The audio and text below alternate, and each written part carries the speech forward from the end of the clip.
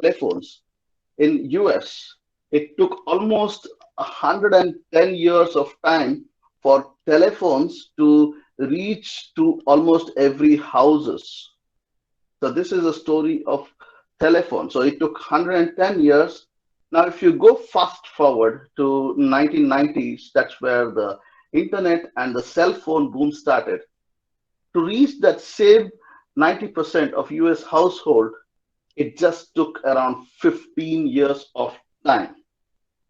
So this is a technology adoption curve that we saw from the late 1900s and then now to the 1990s. Let's go slightly fast forward to the current scenario.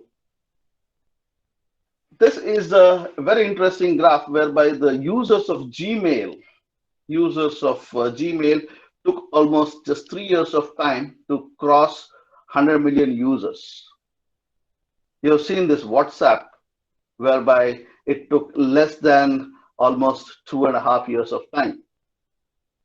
It is said that Reliance Jio, took 16 months of time to get 100 million users.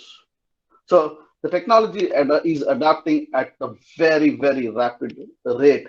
And this is actually creating a lot of disruptions in the existing players.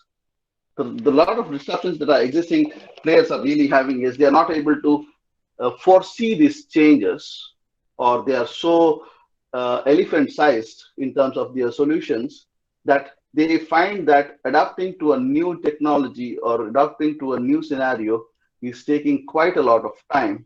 And then in the whole process, somebody has already overtaken. So this is the same typical case of WhatsApp and this Google now and other things. Now ensuring that bigger players who were around 10 years back, quite big players like Airtel or Vodafone, uh, almost coming to a kind of virtual shutdown. This is happening. This is real, and this is happening. And a trigger of Corona has actually made it even more uh, tangible. And if you see this, this is the graph of technology dominance that is done by large companies. Way back in 2006, there were a lot of non-technology players.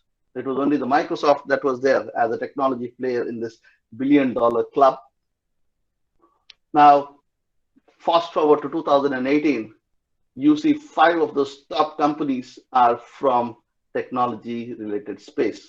Apple, Amazon, Alphabet, which is a parent company of Google, Microsoft, Facebook. These are a few billion companies. I mean, just to give an estimate of what is a billion. So today's rate, $1 is almost like 75 or 76 rupees. So multiply that to make it 10 lakh into 75 rupees, that is 7.5 crores. That is 1 million US dollars. You still further multiply 1,000 times. This becomes million, becomes billion. Now, the first question possibly that we could not get in there is, what is a unicorn? Unicorn is typically those unlisted companies who have their valuation at 1 billion plus. That is the technical definition of unicorn. And we have seen that there are quite a lot, around 300 plus startups in this unicorn space at this moment in time. And India is quite contributing quite well to this unicorn space as well. One quick remark here on the Amazon curve. If you see, Jeff Bezos, who is the founder of Amazon, you take this 1 billion and multiply it 127 times. That is his net valuation of that one single individual. So that is the pace at which the technology is driving. And to reach that level, I think we will need to see how exactly can the technology and the data could be merged together. This, in fact, is yeah, this is a competitor space. Again, I am not going to go into that. If someone wants it, this deck is available at a later point in time.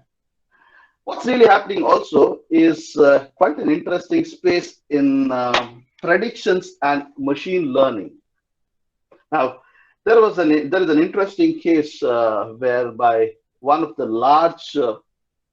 large companies, Target, which is a US retail, just like how we have Reliance and their Fresh or more or whatever. So they do collect a lot of information data about the customers. And in one of the instances, they did this intelligent algorithm that tells what is the pregnancy and what it's basically trying to find out if there are customers who are getting pregnant to adapt to their products and get them sold. So what was really happening was one of the girls was getting this messages taking these pregnancy related out the outfits for the child. Then the father was saying, why are you getting all these messages? And he also complained to the guys at the Target to saying, okay, she's not pregnant. Why are you sending all these messages? But then later on, you learned, she told that, yes, she was pregnant. So what's really happening is they're taking your data. They are putting certain algorithms in place to do some kind of a predictive value to that underlying information, your data, and trying to find out how best those could be served. This is just one of the examples that I mentioned. I have quite a lot of them towards the latter part. So what's really required for you as an individual? You would have seen this brilliant example of Tilak Mehta, who actually foresaw an opportunity being there. I'm sure with the coronavirus thing coming, there are plenty of opportunities it has opened. It could be in any space whereby you see that your idea could make some kind of difference. And these differences can be taken up to a very large level. India is a large country with a population of a billion plus. So is China. And you have seen at this moment of time the very big calls that are happening to abandon, relinquish the Chinese products. And that should be seen as an opportunity by me, you, whosoever is listening to this audio cast, to see what can we contribute to this. And to do that, you have your idea, which has got a big value if it gets converted into product. But until the time it gets converted into product, that idea has got no value. Yeah, you can say I could patent it, and then sell it off. But then I'm going to tell you that to get that idea from the level of idea into a level of end product, you need a roadmap of what is your product, how that product is going to be useful for your customers, and then from the customers, how can you actually extract, give them a lot of value, and then draw up a roadmap of the product itself. Well, the product is of not big use unless you really have the end users using it. And in the case of India, you have a few billion plus users. So you need a solution that is scalable. And that's very much possible because of the technology. That's what I was talking about. At this moment in time, the innovation that happens is because of your marrying of the technology along with the data. You can do wonders. So one of the few things that you need to take care of, in fact, yeah, this is for the engineers, the type of prototypes. Here are the ways that you can actually think about your product going from an initial idea level to a full-fledged solution. And to do that, it's not that you will just think about it and then you will have it rolled out as a product, but it has to be going in phases. Your initial concept has to be proven that it is worth. Then you jump into doing a very early version with minimal features. You call them prototypes.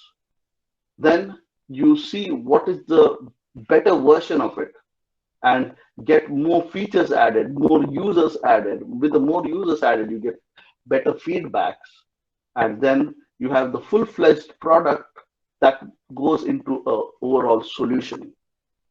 And in this space, you have multiple players. In fact, your team can be a team of designers who envision how the product in the end state will be, your team of developers who make this product from an initial concept into a uh, tangible asset, a tangible product as such. Then your end users who use this and tell you, yes, this feature of ours was good, but I want something different. For example, you have seen this at this moment in time. We are talking to one another. It's not just I'm talking to you, it's basically the machines, your handheld device, your laptop, your monitor, whatever. That is the one talking to one another. Somebody in their brilliant vision envisioned this somewhere way back in time. And now, because of the technology like cloud, like Kubernetes, like volume expansions that are happening on the cloud, this is possible. My voice from Netherlands is being heard, I think, at quite a lot of places in India at the same time. So this is the scalability, and then that is how you actually go into the development of this product. But all said and done, this is the product roadmap. How do we really get it? It requires money. It requires somebody to get this moving from an inception, the concept, onto a tangible way. And that's where you get the accelerators and the incubators. Basically, accelerator, for example, you may be in your college having a laboratory which is having this technology-enabled solutions, maybe a cloud-enabled solutions. And these will give you a facility to ensure that your product can be taken from your initial concept level onto next level. Then you have the incubators. The difference between an accelerator and an incubator is, let's assume that in the case of State Bank of India, I'm just giving an example, it could be any bank for that matter, or it could be any institute which has got their existing operations or business running, which uses a certain amount of data.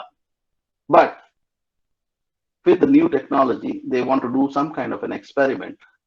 And to do that, they know that they cannot disrupt their existing business. So they spin off a smaller unit whose target is to get this on a faster way.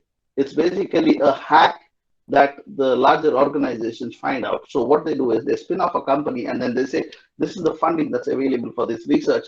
Let's do this laboratory related work of getting this data, getting your technology, getting this solution to the existing business problem and have it solved. So that is the difference between an accelerator versus an incubator. Incubator is typically an existing problem that is there in the business units that they want to solve, find a solution to. And then at this moment in time, these are quite intense. Reason being, a lot of startups are actually challenging the very existence of larger institutions. For example, you know this in the banking world, a lot of new players are coming into this foreign exchange space. You can send the money from bank X or from a place X onto place Y just at the click of buttons.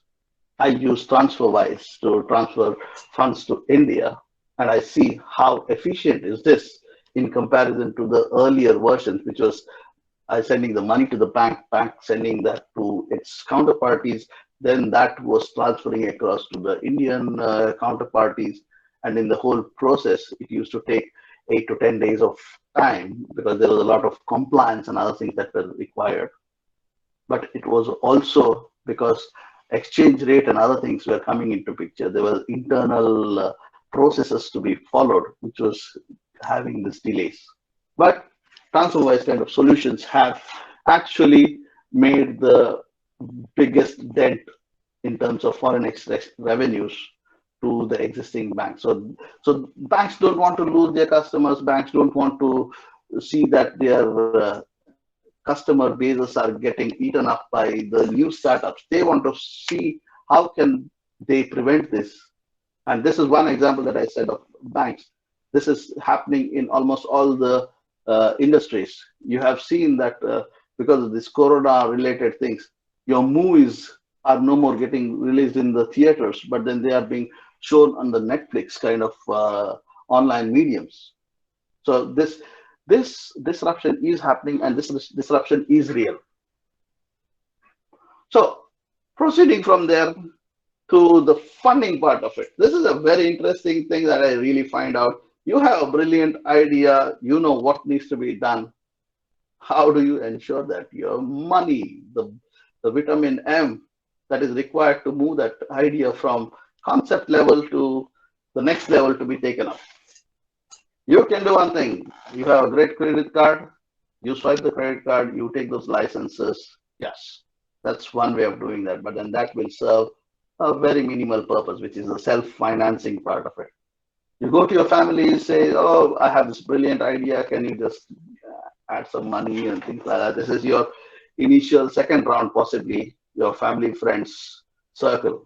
But interesting things comes in when you want to scale up. You want to utilize and take it to the global play level. That's where you have angel investors and the venture capitalists. The angel investor is somebody with a good heart. He says, okay, I like your idea. Let me invest some money to you. Typically, angel investors see an opportunity, or they're the ones that they want to invest within a $500,000 range. So typically, that's where angel investing will come in. Angel investors are somebody with deep pockets, and then they say, okay, your idea is good, I'm going to do that. So they have a tolerance limit, which is really good, and they also get their connections. But then they may not always be as professional as the venture capitalists, because venture capitalists, if you see, they get the money from some financial institutions or organizations. They are quite looking for a very big return of the order of, say, 30 or 40%. And they are ready to wait. So they will say, okay, you don't have to return the equity part of it currently, but then over a period of time, say 3 or 4 years of time, make that money to the 10x folds. And this is the typical venture capitalist space.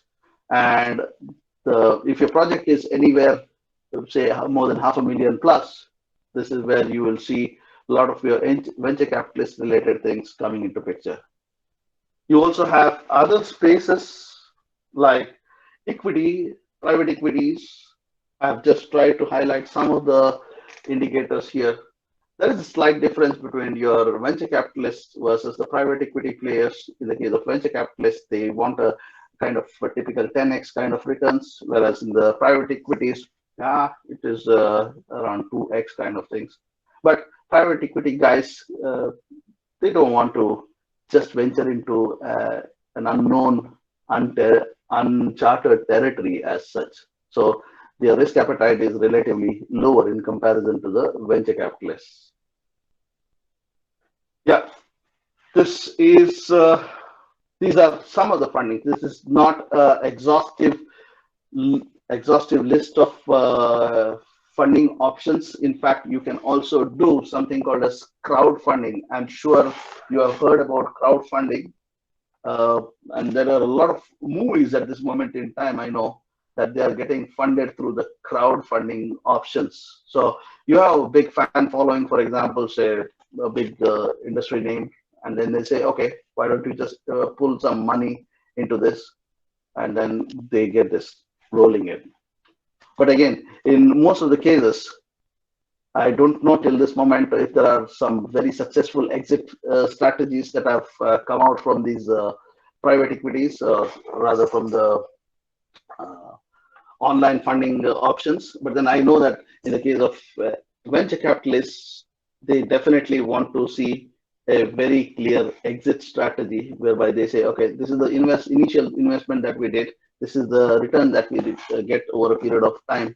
And this is where they are exiting out. So they have a very clear exit strategy in place. So all this This typical pitches that you do to your venture capitalist, here are uh, some of the guidelines. So the first thing that I would like to say is, yeah, you need to have a very clear template of what are you going to pitch, which consists of your initial idea, where that idea is very useful, and how that market is going to be targeted, and then your content related aspects of it. But you will be given, this is not that you will just send an email to them and then you get an appointment there. It's like a big sale kind of a process whereby you really need to talk to a lot of people to get those first few appointments. And once you get an appointment, typically you would have a time space of not more than say 4 or 5 minutes of time whereby you can actually pitch the idea and then say, okay, this is what it is. It's like your 2 minutes elevator pitch kind of things. So there are some tips. So you do not have to reinvent the whole wheel. You just follow a certain follow-up template that should be fairly good enough. Keep it brief. Don't go to do extra creative stuff, and restrict your slide decks to not more than 12 decks as such. There are a few more additional tips. I would just flash them on the screen. I would not want to go into the depth of it. If anyone is interested, let's feel free to reach out. Now, at this moment in time, I want to tell you a very specific aspect of mentorship. Why is a mentor required?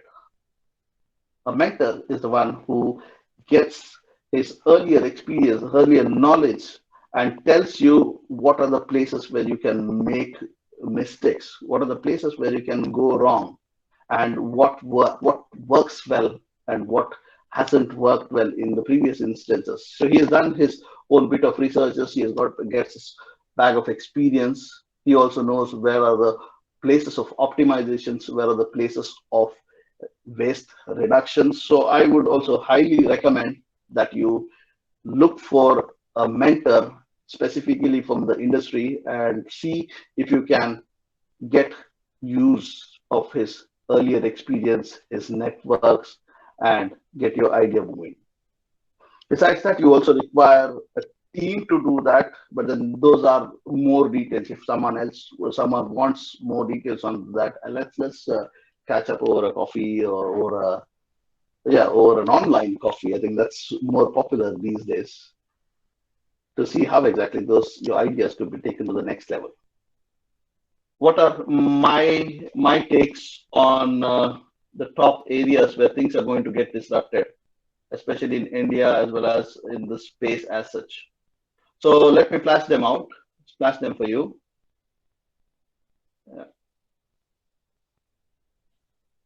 Yeah. Before we go there, so here is a collection of top unicorns from India. So I believe you recognize quite a lot of them. I was quite surprised, at least for one of them, because I hadn't done my research on that. So Paytm is definitely uh, has touched a few million plus customers at this moment in time. Oyo was a small startup from Rayagada. The guy who started a company. In fact, he was doing a kind of Airbnb equivalent space, but then he also found that Airbnb, the space was much more potent than just Airbnb. And then Oyo, I think, own your own space or something of that sort. I think these Oyo hotels are now a big chain, and this company Oyo has now is $1 billion+ valuation company. My biggest surprise was on Byju's. I don't know how many of you have already used Byju's. Byju's apparently is an educational app that has got almost all the educational content available on a subscription basis. What I also learned was that these subscriptions are there on your mobile, on your app. So they already have a valuation or customers of a few millions, I guess. And this company is now again a $1 billion plus company with quite a huge investment that has come in. It seemed to have started small somewhere in Jyoti Niwas College. The guy is a Malayali guy, Baiju Ravindran, and that looks to be a kind of very good application at this moment in time. I really am admiring and trying to find out more about this Baiju thing. Others, Snapdeal, Ola, Swiggy, Udan. Udan, I think, is one other new unicorn that has come in. This is again in the retail space that they are trying to cater to. This is on the right hand side, you really see those investors who have heavily invested in the concept, on the idea. So, any guesses on the next things? You have already answered. My biggest takes are this: information and cyber security. Almost everyone has kept their data somewhere in the cloud, whether it's your Google data or the call that we have done is somewhere there in the cloud space. And if some intruder gets an access to this data, you don't know what else could come out of that. So that space of cybersecurity is really big, hot area. Education, I think that's where everyone has already given the comment that education is exploding. Healthcare, the current corona has actually blown up this healthcare to a new level altogether. In fact, one of the research I was reading in US just prior to the corona, there were around 18% of the people who were taking this teleconsultation for the whatever the needs. Because of the corona, this teleconsultation has moved from 18% to roughly 45 plus percent. So that's a quite sharp rise in the plus 2 or 3 months of time. So in the healthcare, there is going to be a very large amount of disruption. In fact, Alphabet, the parent company of Google, is quite heavily invested in the tech and educational space. Artificial intelligence. Artificial intelligence is a specific place where you are actually finding the information from the data. That is a place which is going to explode like anything. You have the machine learning algorithms who scout out into the data and find out what's useful. There are quite a lot of useful big cases as such. For example, what's really happening is because of the corona related situations, a lot of companies are going bankrupt. Not a fortunate situation, but then this is happening. It's not just happening in India, it's happening in US, it's happening in Europe. So there is financial recoveries teams in the bank whose job is to start monitoring these extreme loss cases or these cases whereby default has occurred. Conventionally, if you had to have X percentage of your employees working in that department because of the current coronavirus situation that has voluminously erupted. So how will you see these area where you're getting so much of data and making meaning out of it? So that's where artificial intelligence has been put into practice.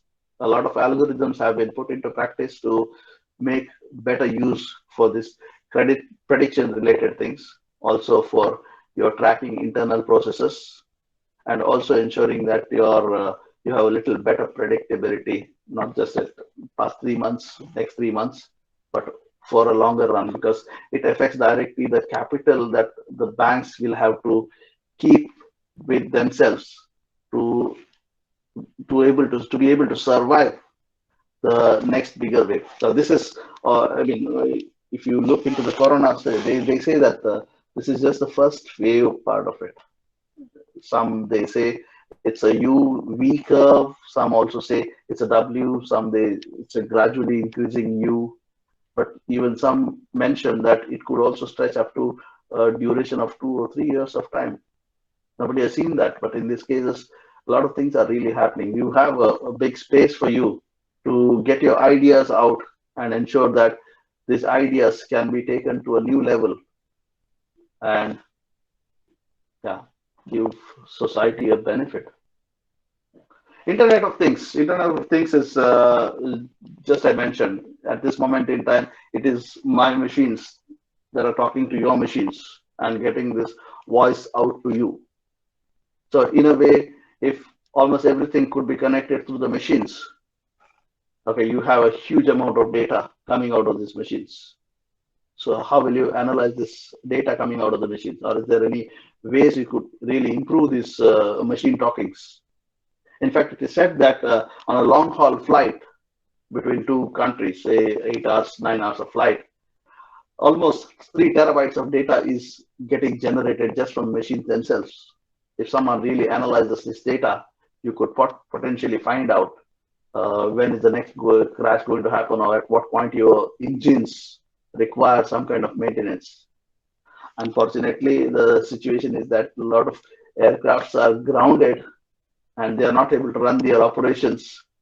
But yeah, Internet of Things are there. Internet of Things could be for anything, for your drones, or it could be for the logistics as you're moving the consignment from, say, China or India to some XYZ locations on the containers, or it could be on your machines, laptops. Quite a lot of possibilities there. That space is again there to explore. Energy and my favorite, cryptocurrencies and blockchains. Yeah, cryptocurrencies is basically the space where blockchains basically the space where a lot of new applications are being thought about, a lot of new areas where people are actually investing quite heavily as a technology, blockchain as a technology. I'm not saying cryptocurrency as in bitcoins or others as a store value, but I'm talking about the blockchain as a technology. So smart contracts, the Moneros, the Tethers, the bitcoins, or you have your Pi, you have Brave, you have so many other cryptocurrencies where things are really exploding at this moment in time. It's a space to watch out for. I think a lot of innovation will come in there. It's a matter of time. Here are a quick watch on the top 50 unicorns from the space. Yeah, I think it may be looking quite small at this moment in time. This is only the collection of the top 50 ones, which I got it. But then there are, as I said, more than 300 plus unicorns at this moment in time. Quite a lot of them in US, quite a lot of them in China. Yeah, a good number of them here in Europe as well. India is not far behind. I also mentioned some top names there. There are more there in India. And you never know, maybe inspired by the stocks, you may be able to get one of the unicorns. If that happens, I think feel quite privileged there. So from here, what next? What next is a very interesting question, and that is where I want to really mention to you. And these are some of the questions that I have thought could be of help to you as to what is the idea that you want to take to the world. Where is your target market? What are the incumbent players? Where do you position your ideas? Where do you think this idea will fit into the whole world? And more importantly, why you need this idea now and not 6 or 1 year from now, 6 months or 1 year from now? This is the question or challenge that I'm posing to you guys at this moment in time, and then saying, okay, you have time, say now, tomorrow, or whatever. Come up with your ideas and see what ways you can make a change. It's your ideas. Making it implementation, that's a different ball game. You have cloud, you have Jenkins, you have Kubernetes, whereby all these ideas could be taken to the next level. Again, you may also be wondering, I'm talking a lot of technology ideas. Technology isn't the only space where the revolution is happening. It could also be in terms of the food. In fact, if you see the world's population, which is close to 7 billion plus at this moment in time, is going to go to 9 billion plus. Your solutions on the food could drastically help that additional people getting added to this world. You have thoughts, you have ideas which can take it, and there are quite a lot of organizations which are also funding these kind of innovative ideas across the world. You have ideas being put in place for from South America, in Singapore, in Africa, in Europe, of course, and then there are quite a lot of ideas that are being cross country. That means you get the good practices from a certain country to be taken to another country and made viable there. For example, I think you have a wonderful startups in the urban space where how you can actually grow vegetables in the very limited space. And there is a nice startup, a billion plus company from Singapore as well, who have found the solution not in the ground places, but then they have stacked up mud one over the other so that you can actually keep rotating those containers so that you get as it goes up, you get the sunlight necessary for plants to do the photosynthesis and get these things rolling. Now, this is actually helping the food industry to solve the problem of food for 9 billion plus people who are going to come in there. So again, don't just restrict your ideas only to the tech or data domain. It's basically how you mix and match or marry two spaces to come up with an innovation. What else do you really need to know for that is the money question part of it. At what point, for what purpose do I really need the money? And at what point? Another question that you would need to also ask is how do you generate cash flows? Cash flows are the positive cash flows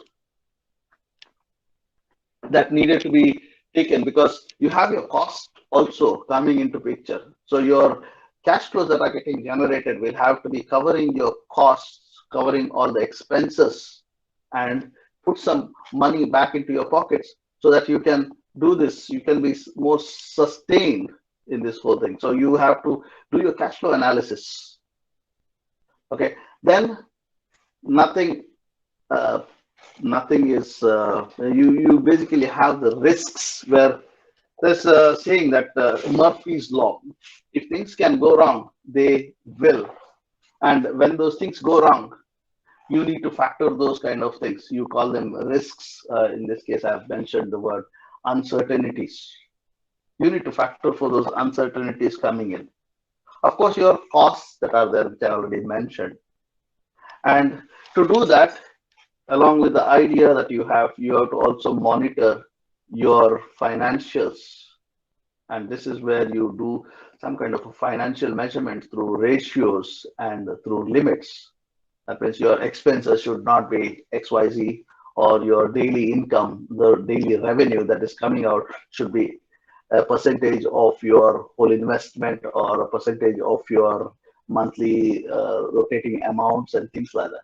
So these are some of the financial questions that you may want to answer to get your idea rolling from initial concept to a full-fledged product. And then you never know. It may be a matter of time that you be starting the next big wave in India to get it rolling. So I would want to say a few things here at this moment of time. So dream big, think big, be big. You cannot You cannot go grow exponentially yourself, so you need the support of others.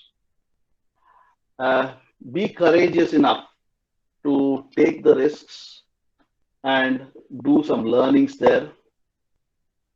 And finally, when life knocks you down, try to land on your back, because if you can look up, you can get up. Let your reason to get up be your driver. That's all I have at this moment in time. It's definitely a pleasure to have talked to you all. And if I've been of some value, motivation, I really appreciate it. Hey, thank you so much, Jason. I guess this was certainly a great input coming from you. I really appreciate and thank you on behalf of everybody which we have on the call today.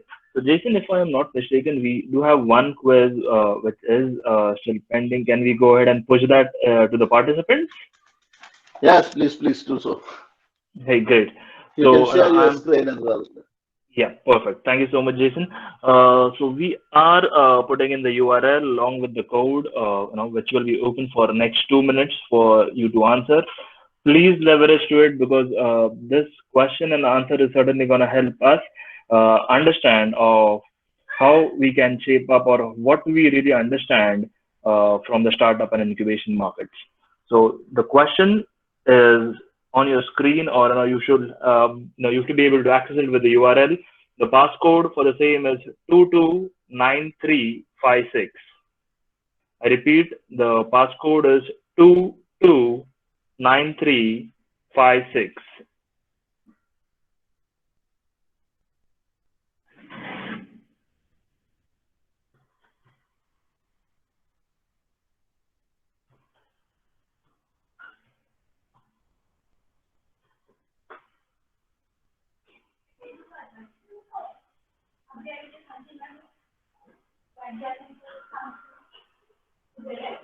So just for everybody who's trying to get into the quiz, the passcode is 229356. Repeat the passcode. It is 229356. We shall be closing the quiz in the next 1 minute. Please leverage to it if you're able to make it. That would help us and help everybody on this call to succeed up ahead. We are starting a screen share now, which could show us the answer. So I see there are 15 participants who are trying to answer or who have already answered. And here is the result. It will go up and down as this will be refreshed.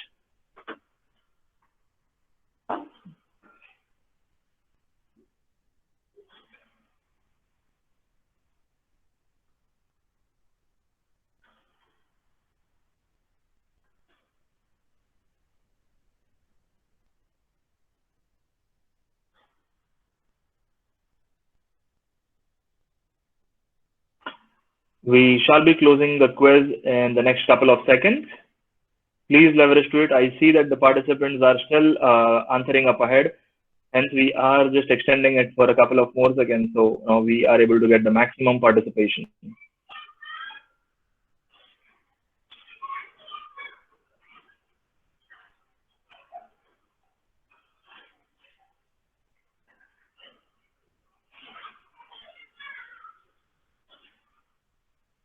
I really appreciate the participants taking in time to answer this question.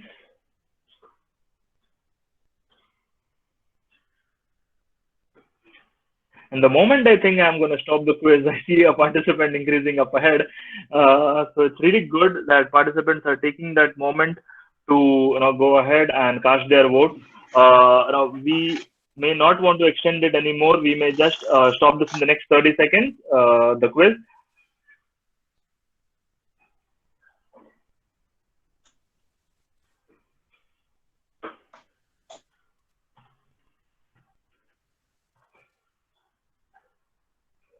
Okay, I think we are stopping the quiz, for the final answer now. Okay. Great. Jason, here we have a quick result out of the quiz. Uh, let's see that. Are you sharing that? Sharing the Yeah, I'm screen? sharing back. Give me a quick second. I'm just sharing it back again. Yeah. While I was trying to stop the quiz, we just accidentally clicked on stop share. So Yeah, here this are is the the results which we answer. have. Yeah, the answer to that was 197 is a parent company of Paytm. Ah, So Paytm, the digital. So that is the answer for that.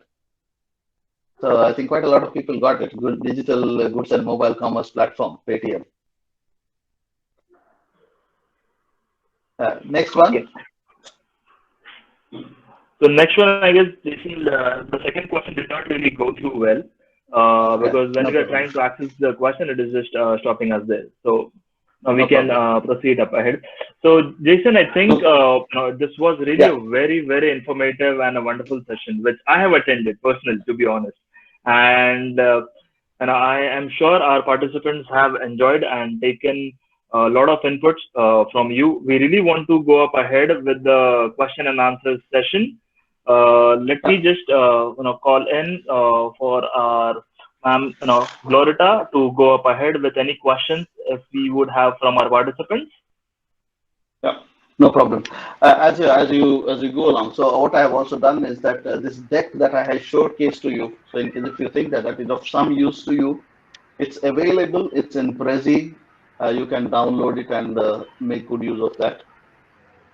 Uh, Hey, besides, yeah, certainly. Thank you so much, Jason. So, for all the participants who are onboarded with us in here, as Jason has mentioned, that if anybody is looking forward to go through the deck again, we are ready to share that. Please drop us a line so we can share up ahead the deck with you. Glorita ma'am, if you would please take up ahead with any questions uh, for Jason. Yes, thank you, Swapnil sir. Good evening, Jason sir. It was an amazing session. I really enjoyed it. Our participants have few questions, so I'm proceeding with questions. The first question is the role of government is important for startup, or are there any schemes for startups? Yes, government is providing any schemes for startup. yeah, I do believe that the innovation space is everyone's concern, and there are quite a lot of government level organizations also that are directly involved there. So you may not directly get the funding in your account, but then there are organizations like STPI, Software Technology Park of India, which sponsors some of these kind of events. Let me be very clear. I'm not vouching for any one of the organizations here, but I do believe that there is ample amount of money that is available. It's the money is never a concern. So if anyone has got a very clear idea, pool in, money should never be a concern for the ideas.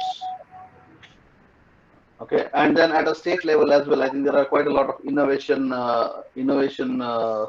departments within the organizations themselves. But even the larger organizations are having a certain part of their funds allocated for these researchers, and you can find quite a lot of information regarding this on the innovation spaces of their organizations. Yeah, but again, I'm not vouching for anyone at this moment in time. This is more of a education kind of a thing. But if it is really required, if you have a brilliant idea, I think Ignite is doing a good job of connecting people. It could also be that you're brilliant. What's really happening on the other space is that uh, these brilliant ideas are brought these brilliant ideas are brought together through some kind of hackathons over a weekend, Friday evenings. These typical hackathons start, and on Sunday afternoon, somebody actually showcases this minimum viable product. So, if there is an opportunity to contribute to those kind of hackathons, please do go ahead on that. But then you should have a very good business case there. So, I think that's an answer to your questions. Okay. First question. Thank you, sir. Next question is, Can you please provide more information on incubation process? I'll repeat the question. Could you please provide more information on incubation process? Yes, I can provide more information on the incubation process as such. Okay, typically what would also happen is this incubation process that I have mentioned is a quite a generic incubation process whereby your ideas has to have a business value there. And when you are able to get this business value projected and portrayed across, will you be able to get this to a next level of product sponsoring? Okay, so as I said, one of the major things that are really happening is getting this in those 2 or 3 days hackathons to make a minimum viable product. The minimum viable products are the ones that are getting sponsorships, and then the adaptation into the existing business processes as such. So this is the typical way.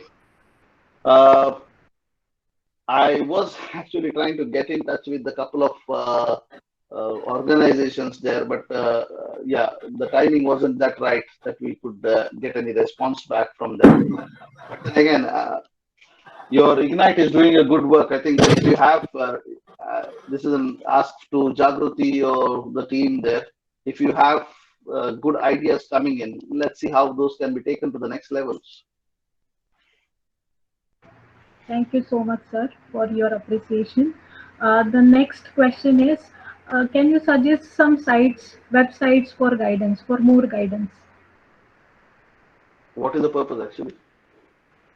To get more information about startups and incubation process. Yeah, at this moment in time, I don't have any handy with me. Okay. The next question is, how can we differentiate traditional business and startup? Traditional businesses are quite process driven, whereby to even to take a small steps, you would need a quite a high level of approvals and things like that. Okay, that is how the current conventional businesses work in there. Whereas startups, it's a very lean organization. Somebody just comes up with an idea and then he comes up with a with a product that is disrupting. So you have the flexibility is in your hands, and that is where you have actually seen, for example, the case of Airbnb. Airbnb wasn't that there were no spaces available in the hotels businesses as such. I think there were quite a lot of hotels back then available, but then if you see that uh, the guys who actually started this Airbnb way back in time, that is Brian Chesky and Joe Gebbia, they just thought of an idea of getting an air mattress, putting that air mattress in their available space in room, and then giving that space as a rented area to someone who wanted to be staying there. This is the initial story of Airbnb as such. But then to scale it up from that level onto the global level, they needed the technology platform. That is where they tied up with Nathan to make it a viable solution there. Now, at this moment in time, you have Airbnb almost everywhere. Of course, the Corona has a different taken a different route for the Airbnb as such. But then this is where your ideas start. Whereas if you were to talk of a conventional business like Hyatt or Taj or whatever, and I don't think they would even see this Airbnb back then as a competition because someone was giving their space in the room for someone to rent in. Now it's a few $1 billion plus startup. So it's your idea. It's how lean is the idea from concept level to the product level, and how well you can get more customers, more adaptation of this idea to a wider audience. Yeah, that's And yes, our next question is, when planning for startups, what are the common mistakes which are done, and how can we avoid these mistakes?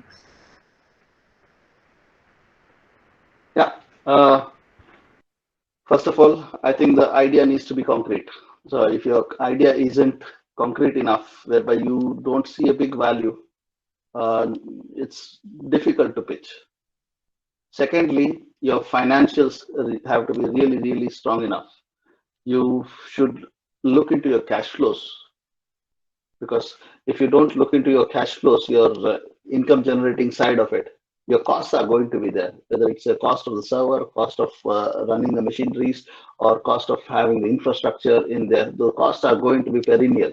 So you really need to look into your revenue side of it and your cash flows. This is on the financial part of it. See that you can look into the risks.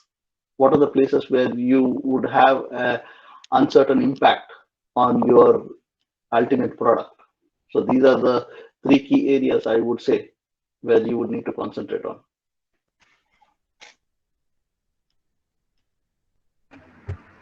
Our next question is, if a person has developed a product and but he lacks financial, marketing, and other skills, what would you suggest on that? What the person can do? I told you, team up. Simple, team up. Team up with experts. Team up. Get your mentor right. Get your mentor. He can connect you to so many people. If you say that your idea is good and you are still not getting the finances, I'm damn sure that you've not done your homework well so far.